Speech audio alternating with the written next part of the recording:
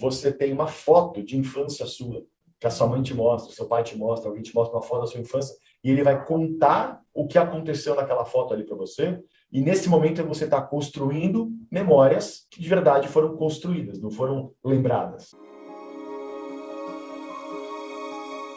Você está construindo memórias que seu pai, ou sua mãe, ou sua avó, ou seu avô estão te contando. Mas você está construindo.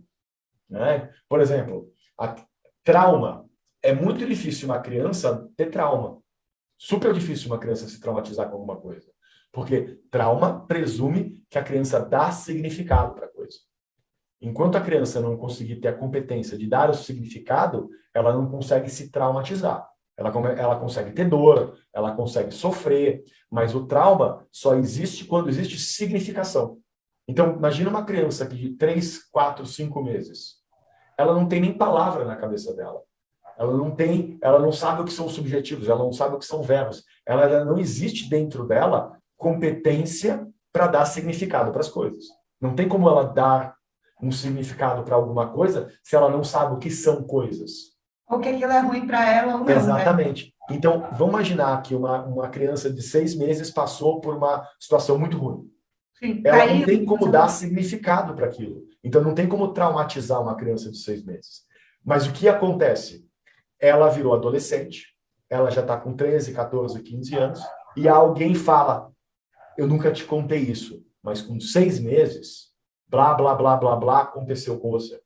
E o trauma, ela aprende a ter trauma daquilo que aconteceu com ela quando ela tinha 6 meses, com que idade? Com 14. 16.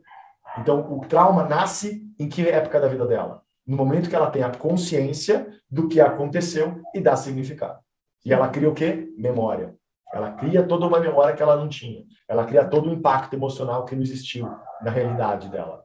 Existiu na realidade do significado que foi dado. Isso é positivo, porque você pode mobilizar, mas é muito negativo se você não sabe se comunicar. Porque você pode colocar, muitas vezes, na cabeça da pessoa uma experiência que nunca aconteceu. Né? Você pode fazer com que ela acredite que, sei lá, que o tio abusou dela sexualmente. Talvez o tio nunca tenha feito isso. E ela cria um trauma. Né? Então, é legal o seu cérebro ser maleável? Com certeza. Mas isso dá ainda mais responsabilidade para a gente que está aprendendo a se comunicar.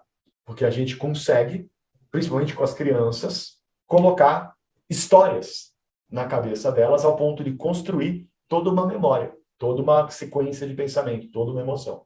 Okay. Muitas vezes a gente fazia através do histórias de medo. Né? Criava medo na criança para a criança, sei lá, não falar com estranho. Para a criança. Exatamente. E aí, muitas vezes, cria toda uma realidade na criança, cria o trauma dela. Né? Então, é bem. Comunicação é muito importante. A gente tem que aprender. É a competência mais importante que você tem que desenvolver nessa vida. É saber se comunicar. Saber o que você está fazendo quando você se comunica. Porque muitas vezes você acaba passando uma informação que vai alterar o jeito dela pensar e você nem sabe para onde é que está indo. Você nem sabe para onde é que você está levando essa pessoa. Né?